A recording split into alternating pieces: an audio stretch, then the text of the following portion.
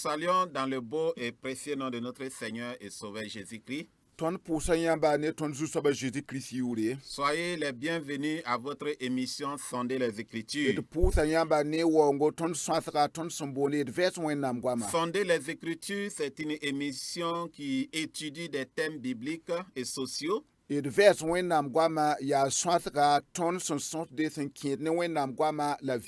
la lumière de la parole de Dieu. Nous avons commencé avec l'importance de la parole de Dieu dans la vie du chrétien et de l'Église. Vous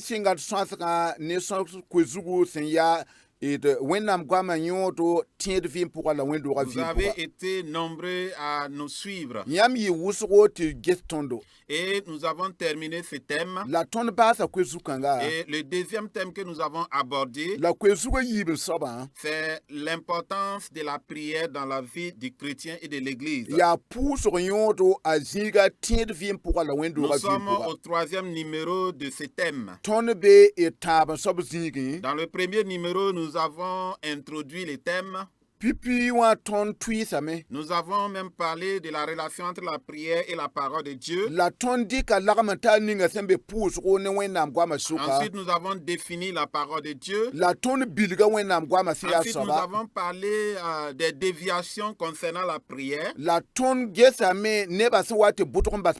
Et nous avons, après avoir défini la prière aussi, nous avons parlé des faussetés, c'est-à-dire des croyances par rapport à la prières qui ne sont pas qui ne vont pas avec la parole de Dieu.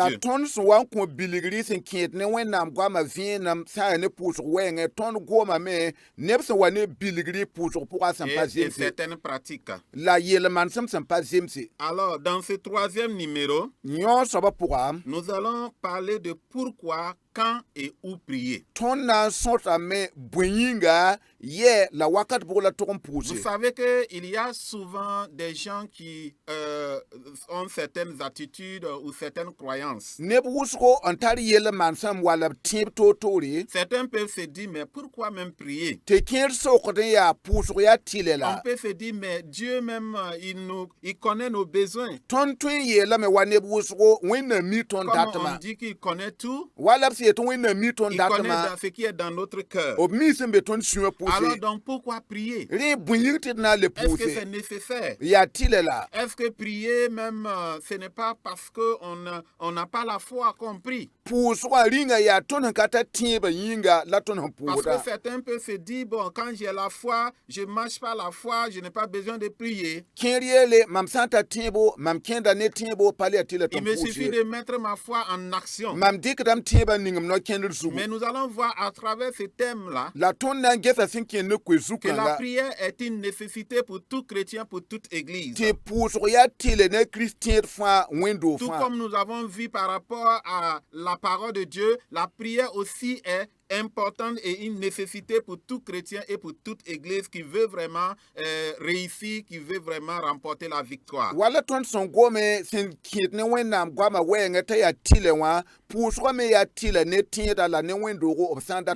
voyons que Jésus-Christ lui-même, qui était le Fils de Dieu,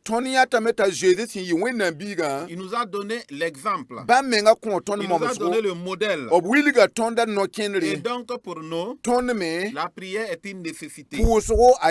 Alors, la première raison pour laquelle nous devons prier, c'est que la prière fait partie de la volonté de Dieu pour les hommes. La prière et l'action de grâce sont partie de la volonté de Dieu pour nous chrétiens. Dans 1 Thessaloniciens 5, 17 à 18, il nous a dit, priez sans cesse. Rendez grâce en toutes choses, car c'est à votre égard la volonté de Dieu en Jésus-Christ. Vous voyez, il est dit que c'est la volonté de Dieu en Jésus-Christ. Mon frère, ma soeur, si tu pries, tu es dans la volonté de Dieu. Si tu pries, tu es en train de faire la volonté de Dieu. Jésus avait demandé à son père de l'aider à faire toujours sa volonté. Et si Jésus l'a fait, et nous, donc demandons à Dieu de nous aider à faire cette volonté qui est la prière. Cela montre que la prière est une nécessité. Et prier sans cesse, ça veut dire quoi? Ça veut dire prier régulièrement. Ça ne veut pas dire que je peux être là chaque seconde, je suis en prière, en haute voix ou en chose. Non. Mais ça nous parle de la régularité de la prière. Être en contact permanent avec Dieu. En d'autres termes, la prière doit faire partie de notre vie quotidienne. Tout comme on l'a dit, la prière est comme la respiration. Et nous avons toujours besoin de respirer. Même quand je suis couché, et dans mes pensées, je suis en connexion avec Dieu. Je suis connecté à Dieu. Et en ce moment, je suis dans la prière.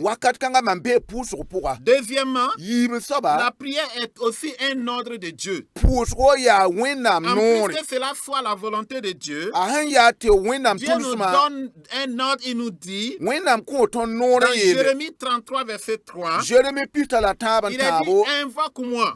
Et je te répondrai. Je t'annoncerai de grandes choses. Des choses cachées que tu ne connais pas. Donc Dieu même nous dit de l'invoquer. Donc si nous l'invoquons, il dit qu'il va nous répondre. Mais si nous ne l'invoquons pas, il va nous regarder comme ça et il ne va rien faire. Et il a dit que si nous l'invoquons, il nous répondra et il nous annoncera de grandes choses. Des choses même qui sont cachées. Et des choses que nous ne connaissons pas. Mon frère, ma soeur, vous voyez tout ici, il est dit de le prier. Il ne dit pas de passer par quelqu'un pour que lui prie pour toi. Mais c'est à toi il s'adresse. Parce qu'il n'y a plus de barrière entre nous et Dieu. Le voile est déchiré. Il n'y a plus un intermédiaire. Et Dieu s'adresse à chacun de nous. Invoque-moi et je te répondrai. Troisième raison, la prière permet de montrer à Dieu notre reconnaissance en lui et lui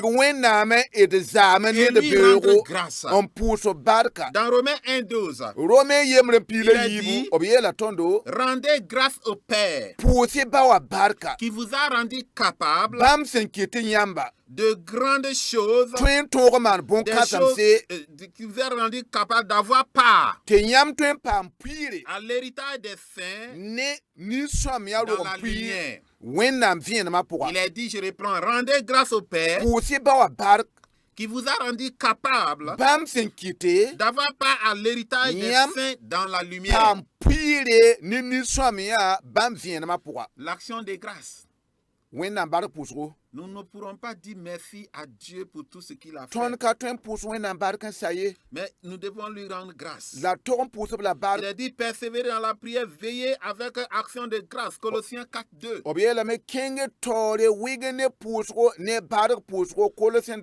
Et il nous a dit aussi dans Philippiens 4:6. Ne vous inquiétez de rien. Mais en toutes choses, faites connaître vos besoins à Dieu par des prières et des supplications avec des actions de grâce. Et dans Hébreux 13:15, il a dit c'est par lui nous offrons des sacrifices, nous offrons sans cesse à Dieu un sacrifice de louange. Donc le sacrifice de louange, c'est l'action de grâce aussi. Nous voyons Daniel 6:10 aussi. Dans Daniel 10:6, dit Daniel priait chaque fois et il louait Dieu.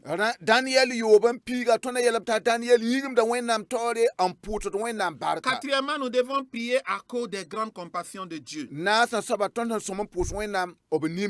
Daniel disait dans Daniel 9:18, il demande à Dieu de lui prêter l'oreille et de l'écouter. Ouvre les yeux et regarde nos ruines. Regarde la ville sur laquelle ton nom est invoqué. Et il continue pour dire, car ce n'est pas à cause de notre justice que nous te présentons nos supplications. C'est à cause de tes grandes compassions. Alléluia. Notre Dieu est un Dieu de compassion. Quand on s'approche de lui, il nous exauce. Cinquièmement, la prière nous permet d'obtenir miséricorde et grâce pour être secourus dans nos besoins. Hébreux 4:16 nous le dit. Il a dit, approchons-nous donc avec assurance du trône de la grâce, afin d'obtenir miséricorde et de trouver grâce pour être secourus dans nos besoins. Sixièmement, nous prions car la prière du juste a une grande efficacité.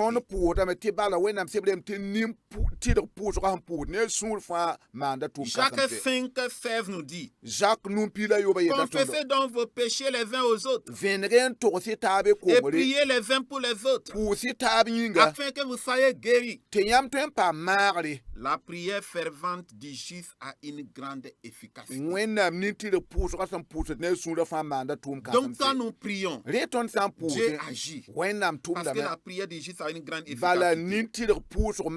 Septièmement, nous prions pour recevoir. Car pour recevoir, il faut demander. C'est ce que la Bible nous dit. Demandez et l'on vous donnera. Cherchez et on vous trouverez. Frappez et l'on vous ouvrira. Matthieu 7:7. Donc nous prions parce que nous voulons recevoir. Et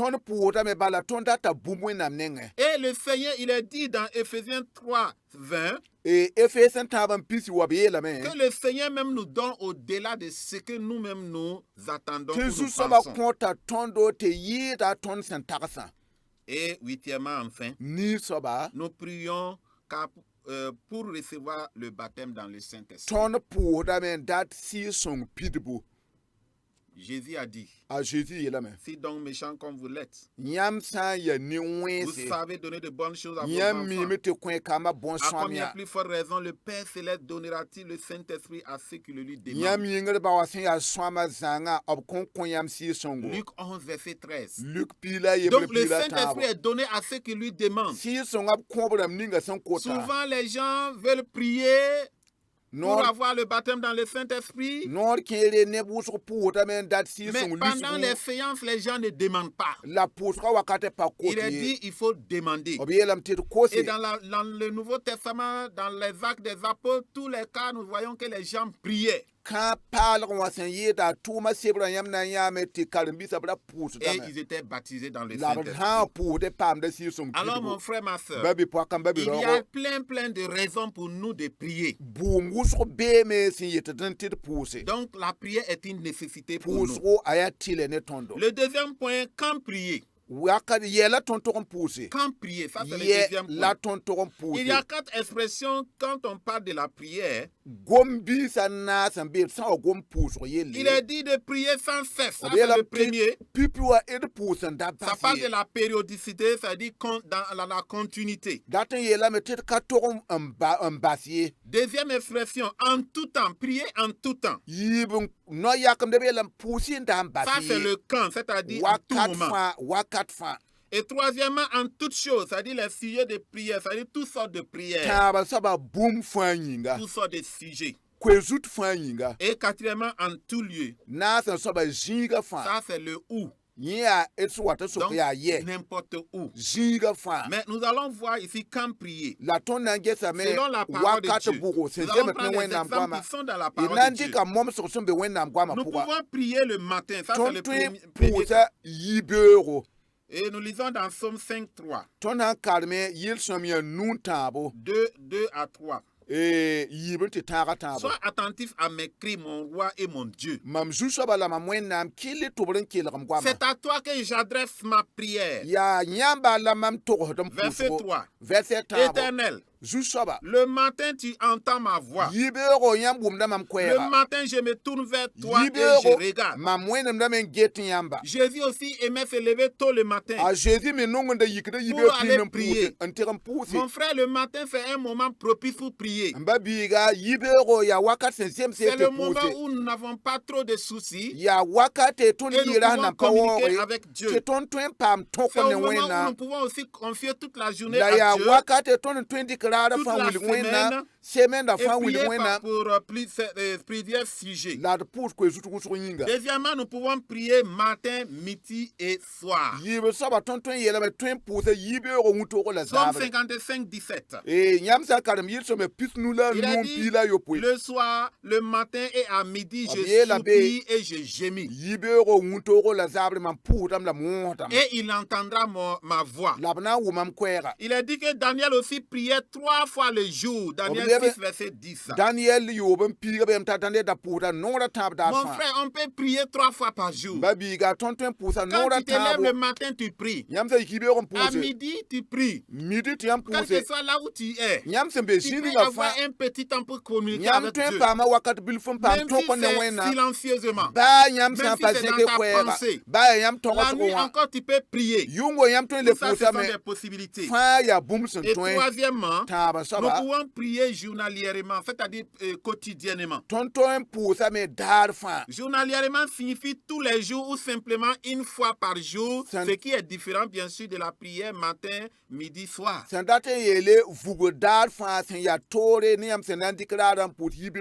Il peut arriver qu'on n'a pas le temps de prier le matin, la midi et le soir, mais on prend le temps quand même chaque jour qu'on puisse trouver un temps pour prier. Et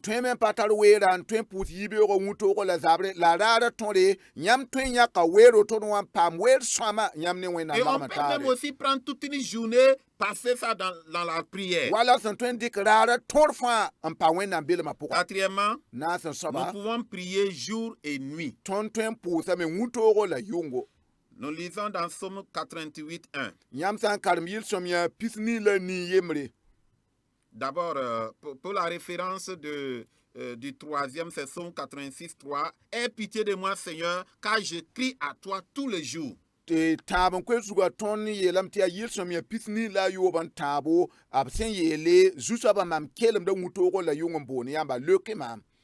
crie à toi tous le jour.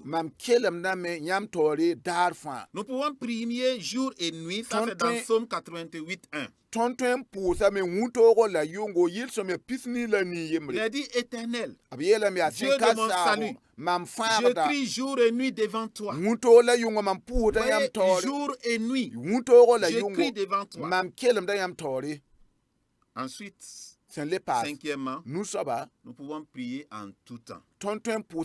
Éphésiens 6, 18. Il a dit, faites en tout temps par l'esprit toutes sortes de prières et de supplications. Donc la prière, c'est pour tout temps. Ce n'est pas pour certaines personnes, il y a des heures pour prier. Ou bien on choisit telle heure, la suite de l'heure pour prier, celle-là, ça va bien marcher. On peut prier tout le temps. Il y a aussi les veillées de prière, sixièmement. Et nous voyons que Jésus, avant de choisir ses disciples, s'est levé très tôt et il a prié toute la nuit plutôt pour choisir ses disciples. Luc 6, 12 à 13. Il est dit en ce temps-là, Jésus se rendit sur la montagne pour prier et il passa toute la nuit à prier Dieu. Et le psalmiste nous dit, au milieu de la nuit, je me lève pour te louer. Psaume 119, 62.